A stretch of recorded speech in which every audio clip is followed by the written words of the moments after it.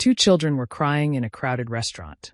Not because they were hurt, not because they were hungry, but because nobody, not a single person in their entire 7 years of life, had ever truly heard them speak. Their own father couldn't understand the words their hands were screaming. Until one waitress looked down, saw what everyone else had missed, and did something that would change for lives forever. This is a story about the loudest silence you've never heard, and how one moment of bravery can break through years of loneliness. Stay with me, because what happens next will restore your faith in the power of human connection. Welcome to Voice of Granny. While you are here, please hit the subscribe button and comment your view on the story and where you're watching from. Let me tell you a story about 3 people whose lives changed in a single moment. It happened in London, in one of those fancy restaurants where the silverware costs more than most people's monthly rent. Picture this. A successful hotel owner named Daniel Reed sat at his usual corner table. At 33 years old, he owned a chain of luxury hotels across Europe. Money wasn't his problem. Power wasn't his problem. But sitting across from his 7-year-old twins, he felt more helpless than he'd ever felt in his life. His children, Oliver and Sophie, were deaf, and Daniel didn't know how to talk to them. Oliver played with his untouched food, his little hands making gestures that his father couldn't understand. Sophie pressed herself against the leather seat, tears running down her cheeks, watching the world move around her in a language she couldn't hear. The nanny beside them, Mrs. Harrison, just sat there with a cold expression, treating the children's attempts to communicate like they were being naughty. That's when everything changed. A young woman named Aria Santos was working that night. She was 28, a waitress trying to make ends meet in an expensive city.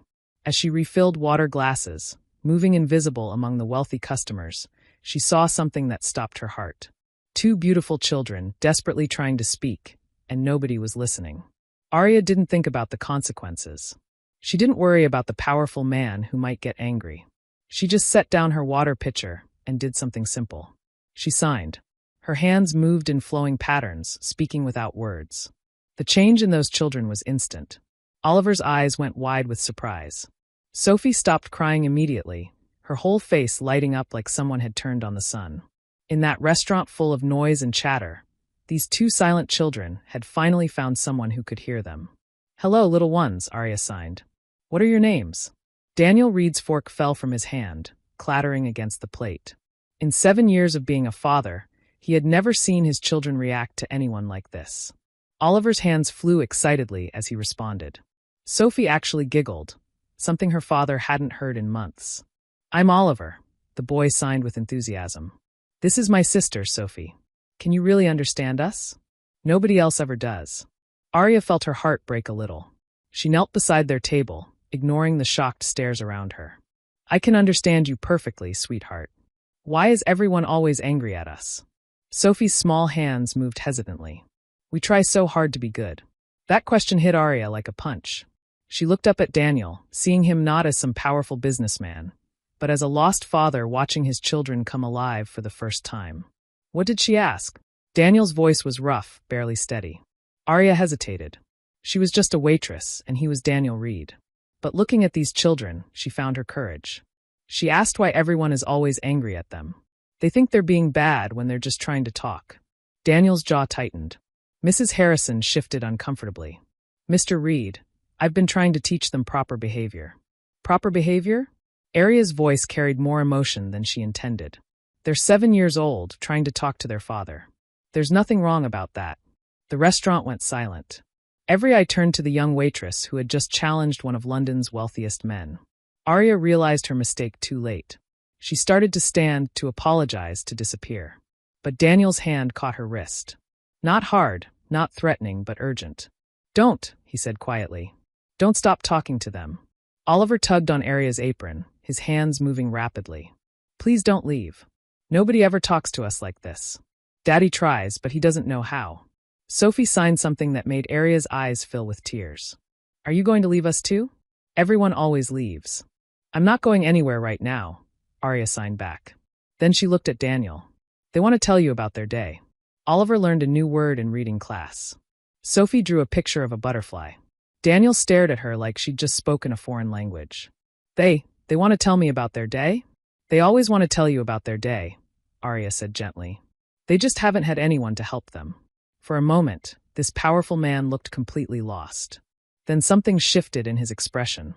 "Mrs. Harrison," he said without looking at the nanny, "you're dismissed. Permanently." The woman sputtered, but Daniel wasn't listening. His eyes were on his children, who were chattering excitedly in sign language, their faces more animated than they'd been in months. "What's your name?" he asked Arya. "Arya Santos." "Arya." He said it carefully, like he was testing how it felt. "How do you know sign language?" The question she'd been dreading. Arya's throat tightened. "I learned it from my little brother. He was deaf. He died 7 years ago." The words came out flat. It was the only way she could say them without breaking. Daniel's expression softened. "I'm sorry." Sophie tugged on Arya's sleeve, signing something that made her smile despite the painful memories. "She wants to know if you'll teach her daddy how to talk with his hands," Arya translated. "Would you?" The question came out rougher than Daniel intended. "Teach me." Arya looked at him, really looked. Beneath the expensive suit and powerful reputation, she saw a man who loved his children desperately, but had no idea how to reach them. "It's not easy," she warned. "It takes time and patience. I have both when it comes to my children." Against every instinct telling her to run, Arya found herself nodding. "Okay, I can teach you." And that's how it started. A chance meeting in a crowded restaurant. A waitress who knew how to listen. A father desperate to connect. And 2 children who just wanted to be heard. None of them knew it yet, but their lives would never be the same. The next morning, Arya woke up in Daniel Reed's guest room, temporarily disoriented. The room was bigger than her entire apartment. Sunlight streamed through massive windows overlooking gardens that looked like something from a magazine. A soft knock interrupted her thoughts. She expected a housekeeper, but Daniel himself appeared in the doorway, carrying a breakfast tray. He'd changed from his business suit into jeans and a simple sweater. His dark hair was slightly messy, and in the morning light, he looked less like an intimidating businessman and more like a tired father who'd been up all night thinking. "I thought you might be hungry," he said, setting the tray down. "The children are still sleeping, but they're usually up by 8. Arya glanced at the clock. 7:30 in the morning. "You didn't have to bring me breakfast." "I wanted to talk to you," he said, moving to the window. "About yesterday. About what happens next." Arya sat up, suddenly aware she was wearing an oversized t-shirt and her hair was a mess. "What do you mean?" Daniel turned to face her, his blue eyes studying her carefully. "My children haven't smiled in months. Yesterday, they couldn't stop laughing. They slept through the night without nightmares for the first time in weeks." He paused. "I need you to stay. Stay. Move in. Become their teacher, their caregiver, their voice. I'll pay you more than you can imagine. You'll have your own space, complete privacy, everything you need. And in return, you give them what I can't." His voice cracked slightly. "Understanding. Connection. Love." Arya stared at him, seeing the desperation he was trying to hide. "This isn't just about the children, is it?" Daniel's jaw tightened. "What do you mean?" "You're scared. Not of business rivals or financial problems. You're scared of your own children because you don't know how to reach them." The accuracy of her words hit him hard. "Is that so wrong? They're the most important people in my world, and I'm failing them every single day." "You're not failing them. You're just lost." Arya's voice softened. "But hiring me to fix your relationship isn't the answer. You have to do the work yourself." "Then help me do the work." It wasn't a command. It was a plea. Arya thought of Oliver's excited hands telling stories nobody understood. Of Sophie's tears when she thought nobody was listening. "I can't live here permanently," she said finally. "But I can help you learn sign language. Really learn it. And I can work with the children, help them understand that being deaf isn't something to be ashamed of." "What do you need?" "Time, patience, and a promise that you won't give up when it gets hard." Daniel stepped closer. "I don't give up on things that matter to me." The intensity in his voice made her shiver. A crash from downstairs broke the moment, followed by excited voices. Daniel immediately tensed, but Arya smiled. "That's just the children." They found Oliver and Sophie in the kitchen, covered in flour, attempting to make pancakes with the confused help of Maria, the housekeeper. Both children froze when they saw their father, their expressions shifting from joy to worry. "We wanted to make breakfast for Arya," Sophie signed hesitantly. "Are we in trouble?" Daniel looked helplessly at Arya, who translated with a gentle smile. "Tell them they're not in trouble," Arya said. "Tell them next time to ask Maria for help before they start cooking." As Daniel repeated her words aloud, Arya signed the translation. Both children's faces lit up with relief and excitement. "Daddy, are you learning our language?" Oliver signed eagerly. "He's trying," Arya translated. "This is your first lesson. Watch my hands carefully." She signed slowly, clearly. "I am learning your language because I love you." Daniel watched intently, then attempted to copy her movements. His hands were large, less graceful than hers, but he managed something recognizable. The children's reaction was immediate. They launched themselves at him with squeals of delight, covering his flower-covered clothes with sticky hugs. "Again, Daddy," Sophie said aloud, her voice slightly unclear but strong. "Say it again." Daniel looked surprised. She spoke. "Many deaf children can speak," Arya explained, "especially if they had some hearing before they lost it. But they often don't because they can't hear themselves. When she's excited, she forgets to be self-conscious." Daniel knelt to his daughter's level and signed the phrase again, more confidently this time. Sophie clapped her hands. "I love you too, Daddy." The words, imperfect but heartfelt, broke something open in Daniel's chest. He pulled both children close, holding them tight as emotions he'd kept locked away for years threatened to overwhelm him. Arya watched the scene with tears in her eyes, thinking of her brother Miguel and all the moments like this they'd never have. But instead of the usual crushing grief, she felt something different. Hope, maybe. Purpose. "Arya." Daniel's voice was rough when he looked up at her. "Stay. Please. Not as an employee. As family."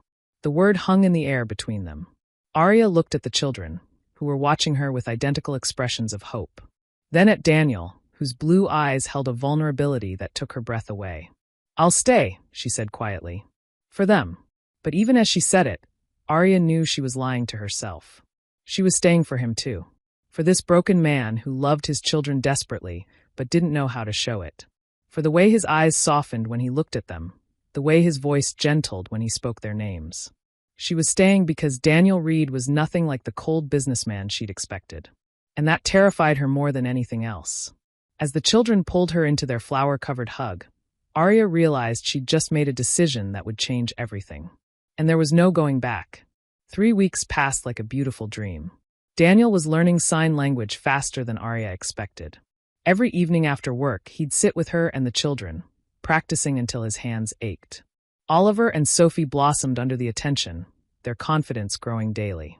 But dreams don't last forever, especially in Daniel Reed's world. It started with a phone call that made Daniel's face go hard and cold. Arya was reading to the children when she heard his voice from downstairs, harsh and angry in a way she'd never heard before. "Tell Victor the First don't negotiate with threats. And tell him to stay away from my family." Victor. Arya had heard whispers about Viktor Kozlov at the restaurant where she used to work. A Russian businessman who owned half the nightclubs in London and ran them like his personal empire. A man who saw family as weakness and loyalty as something to be bought. That night, after the children were asleep, Daniel came to find her. He looked exhausted, worry lines deep around his eyes. "I need to tell you something," he said quietly. "About my business. About the kind of man I am. You don't have to." "Yes, I do." He sat down heavily. "I'm not just a hotel owner, Arya. I mean, I am, but that's not all. I control security contracts, private real estate deals, things that aren't always completely legal. I've made enemies. Powerful ones." Arya's heart sank, but she wasn't entirely surprised. "Viktor Kozlov? You know him?" "I know of him. Everyone does." She paused. "Is he threatening you?" "He's threatening my children." Daniel's voice was flat, controlled, but Arya could hear the fear underneath. "He wants me to sign over 3 of my hotels. If I don't, he's promised to hurt what matters most to me. The children. And you." The words hung in the air. Arya realized that somehow, in 3 short weeks, she'd become part of what Daniel protected. Part of what he cared about. "What are you going to do?" "I'm going to protect my family." His blue eyes met hers. "All of my family." The next morning, Arya woke to the sound of cars in the driveway.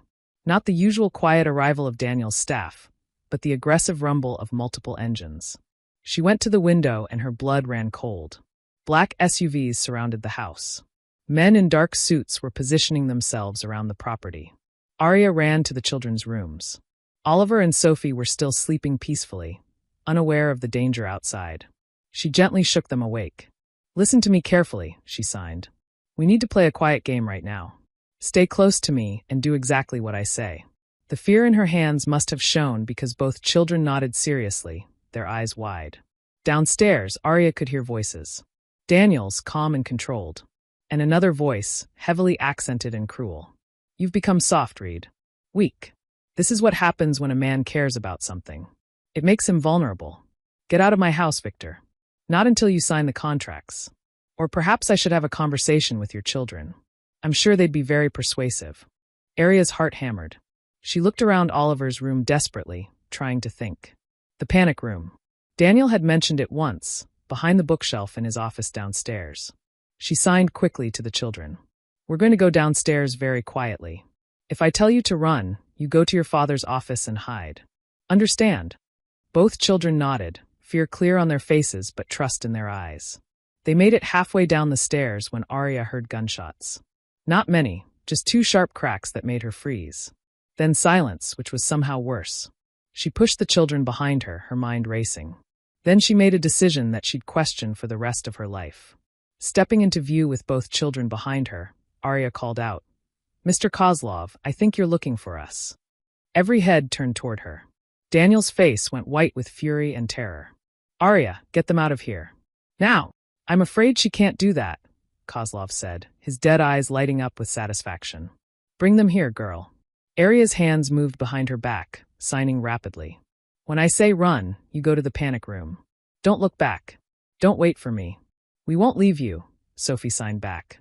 You will, because that's how you keep your daddy safe.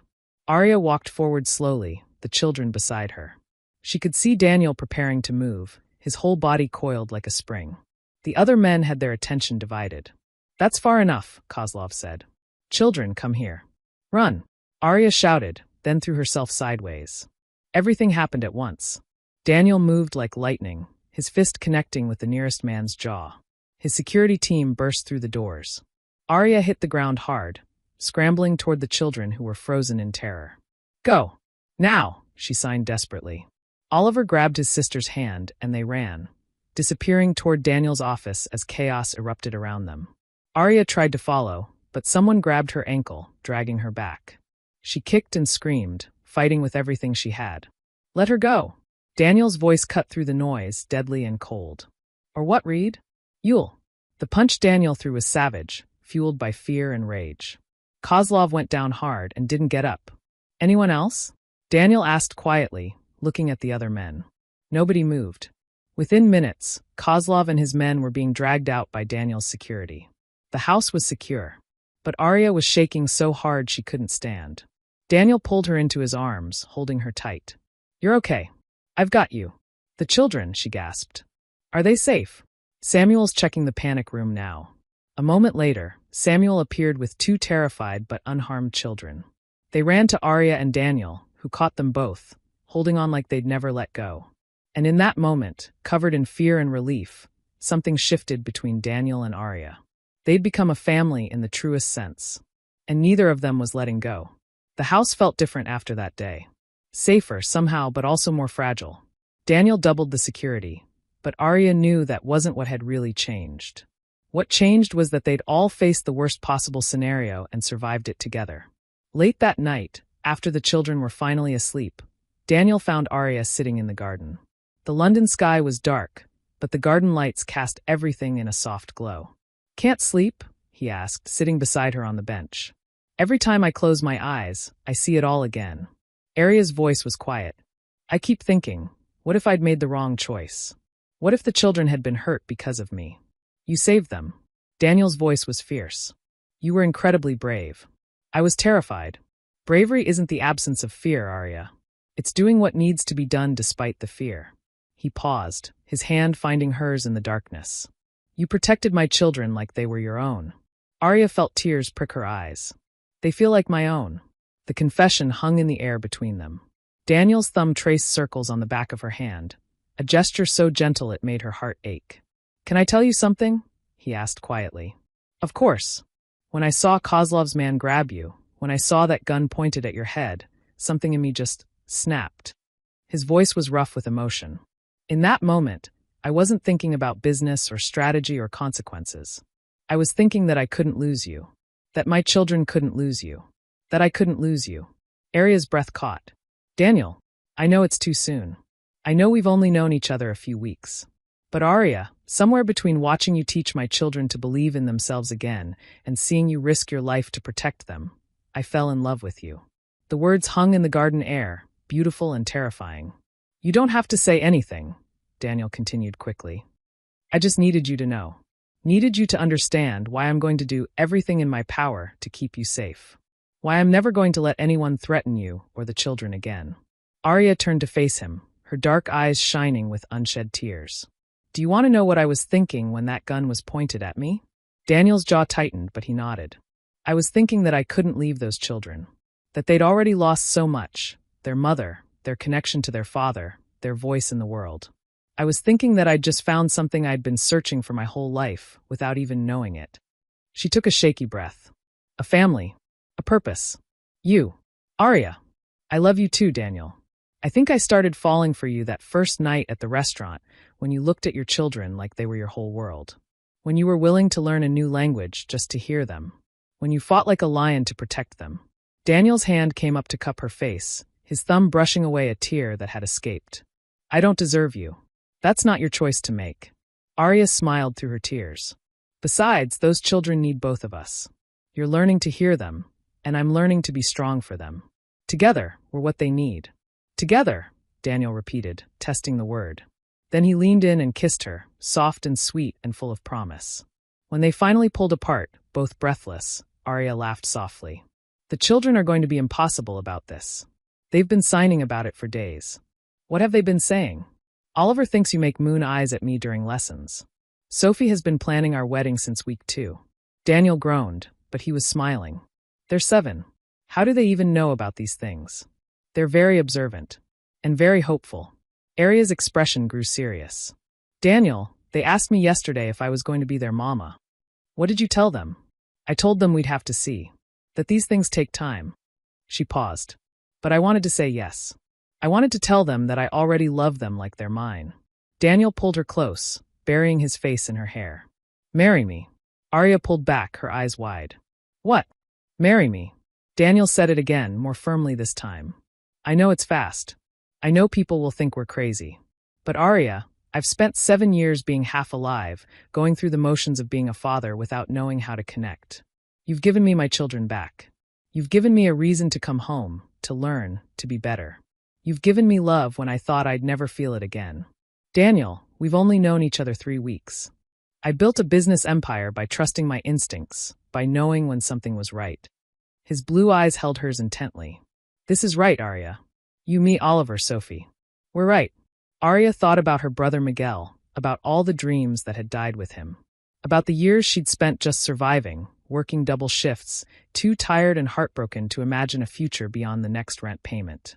And then she thought about Oliver's laugh when Daniel successfully signed a joke. About Sophie's artwork that now covered the refrigerator. About bedtime stories in sign language and flower-covered breakfast attempts. And this man who'd somehow become her whole world in 3 short weeks. Ask me properly, she whispered. Daniel slid off the bench and knelt before her in the garden, taking both her hands in his. Arya Santos, will you marry me? Will you be my wife, a mother to my children, my partner in everything? Will you help me build something beautiful and real and lasting? Arya felt tears streaming down her face, but she was smiling. Yes. Yes, I'll marry you. Daniel stood and kissed her again, and this time it felt like a promise, like a beginning, like coming home. From an upstairs window, 2 small faces watched with matching grins before scampering back to bed, already planning what they'd sign to their new mama in the morning. 6 months later, Arya stood in front of a mirror in a simple white dress, hardly recognizing the woman staring back at her. The girl who'd been a struggling waitress felt like a distant memory. This woman, this bride, was someone new. Someone loved. Someone home. You look beautiful, Mama. Sophie's small hands moved gracefully. The 7-year-old had become remarkably expressive, her confidence growing daily. The most beautiful, Oliver added, carefully adjusting his little suit jacket. Daddy's going to cry when he sees you. Arya laughed, signing back. Your daddy doesn't cry. He cried last week when we told him we love him in sign language for the first time without you translating, Sophie pointed out with 7-year-old logic. It was true. Daniel had come so far in 6 months. He wasn't perfect yet. His signings sometimes got tangled up when he was excited, and he still needed Arya to translate complicated conversations. But he could have real discussions with his children now. He knew when Oliver was worried about school. He understood when Sophie wanted to show him her artwork. He could say, "I love you, and I'm proud of you, and tell me about your day," without help. The small ceremony was held in the garden of their home. Arya had insisted on keeping it simple, just close friends and family. She walked down a path lined with flowers, her eyes finding Daniel immediately. He stood under an arch covered in white roses, wearing a dark suit that made his blue eyes even more striking. But it was his expression that made her breath catch, pure love, pure joy, pure certainty. Oliver and Sophie walked ahead of her, carefully carrying small baskets of flower petals, signing to each other excitedly. When they reached Daniel, both children took their positions beside him, their faces glowing with happiness. The ceremony was short. The officiant spoke the traditional words, but halfway through, Daniel did something unexpected. He began to sign his vows as he spoke them aloud. "Arya," he said, his hands moving with the words, "you came into my life like light breaking through darkness. You gave voice to my children when I couldn't. You gave hope to me when I'd stopped believing in it. You taught me that strength isn't about control, it's about connection. I promise to spend every day learning to be the man you deserve, the father our children need, and the partner who stands beside you through everything." By the time he finished, Arya was crying. She took his hands, signing as she spoke her own vows. "Daniel, you showed me that family isn't just about blood. It's about showing up, about never giving up, about learning to listen even when it's hard. You gave me back the purpose I lost when I lost my brother. You gave me 2 beautiful children who've taught me what unconditional love really means. I promise to stand beside you, to help you hear the voices that matter most, and to build a life with you that's filled with laughter and understanding and love. I now pronounce you husband and wife," the officiant said with a smile. Daniel's kiss was gentle and reverent, full of promises for their future. Behind them, Oliver and Sophie cheered, Sophie's voice clear and confident, Oliver's hands moving in enthusiastic signs. The reception was small and perfect. Arya watched Daniel teaching Maria, the housekeeper, basic sign language while the children supervised with serious expressions. She saw Samuel, Daniel's head of security, practicing the alphabet with Sophie, who corrected his hand positions with patient determination. Happy. Daniel appeared beside her, his arms slipping around her waist. "Terrifyingly happy," Arya admitted. "Is that normal? I think when happiness is this big, it's natural to be a little scared of losing it." He pulled her closer. "But we're not going to lose it, Arya. We're going to protect it with everything we have." Oliver tugged on Daniel's jacket, signing quickly. "Daddy, can we tell everyone the surprise now?" "What surprise?" Arya asked, looking between her new husband and stepchildren suspiciously. Daniel knelt down to the children's level. "Should we tell Mama?" Both children nodded enthusiastically. "We're going to the seaside," Sophie signed excitedly. "For 2 whole weeks. Just our family. We've been planning it for a month," Oliver added. "We wanted to surprise you." Arya felt her eyes fill with tears again. "You've been planning a family vacation?" "The children insisted," Daniel said, standing and pulling her close again. "They said that every real family needs a vacation together. And we're a real family now," Sophie signed matter-of-factly. "You're our mama, Daddy can talk to us, and we're all together forever." "Forever and always," Oliver added. Arya looked around at the small celebration, at the children who'd become hers, at the man who'd taught her to hope again, at the life they'd built from broken pieces and brave choices. "Forever and always," she signed back, her heart so full it ached. As the sun set over London that evening, painting the sky in shades of gold and pink, the Reed family stood together in their garden. Daniel's business empire still existed, but it no longer defined him. He was a husband first, a father second, and everything else came after. The children had taught them all that love wasn't about perfection. It was about showing up every day, about learning to listen with your heart, not just your ears, about never giving up on the people who matter most. Arya's hands had given the children a voice, but their hearts had given her a home. "I love our family," Sophie signed, her small hands moving with confidence and joy. "Me too," Oliver added. "We're perfect together." Daniel looked at his wife, his children, his completed world, and signed the words that had become their family motto. "Yes, we're perfect together." And in that moment, standing in their garden with the people they loved most, they all believed it. Because sometimes the most beautiful stories begin with the bravest choices. With a waitress who dared to sign to forgotten children. With a father who dared to learn a new language. With a family who dared to love despite the risks. And sometimes, just sometimes, those brave choices lead to happy endings that last forever. The end.